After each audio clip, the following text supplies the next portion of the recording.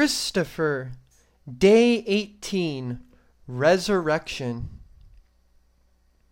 We spent hours traveling on the underground river. I fell asleep many times in the dark, but every time I woke up, there stood Whitebeard, staring into the darkness with his bright eyes. At last, the river became calmer, and we felt our boat come to a stop against the rocky shore. We stepped out of Whitebeard's boat and found ourselves in another cave. There was a pale green light all around us, and we could see the source of the light up ahead. It was coming from behind a door in front of us. "This way," said Margaret. We opened the door. We found ourselves standing in a large room. On the walls we saw more hieroglyphs painted in bright colors. In the center of the room we saw a stone table, and on that table was a gold casket in the shape of a pharaoh. The green light was coming from inside the casket. My father said, "Fascinating. This is Pharaoh's tomb. Look here at the hieroglyphs on the wall. I have seen these pictures before. They tell the story of the forgotten Pharaoh, the king who planted the emerald tree." "Do you think this could be the forgotten Pharaoh's tomb?" asked Margaret. Dad went to the casket in the middle of the room and tried to open it, but it was stuck shut.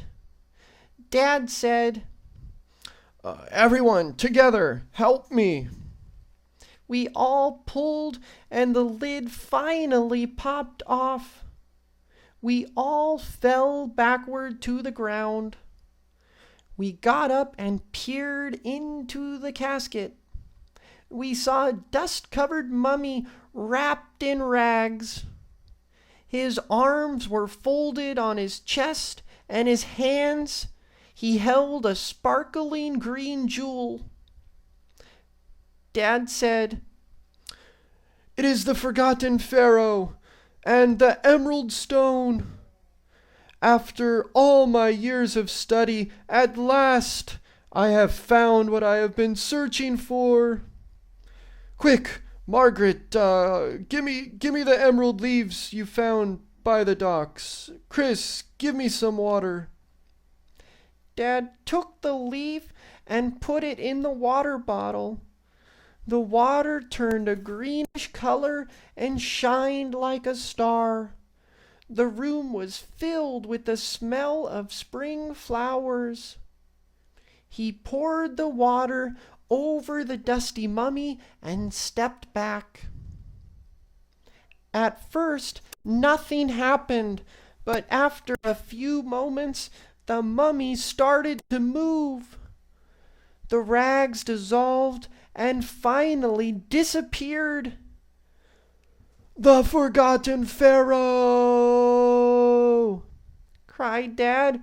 We could not believe our eyes. Where the mummy had been, there was a man with perfect skin and beautiful black hair. He looked healthy, young, and wise. He opened his crystal green eyes and spoke. "I am Pharaoh, who has woken me from my long sleep." Dad spoke first and introduced himself to the Pharaoh. We told the Pharaoh about Mr. Green and how he had stolen the emerald tree, and how we followed him on the river and finally to the cave. "Why has Mr. Green come to this cave? What is so special about it?" I asked. The Pharaoh looked down at me and slowly spoke.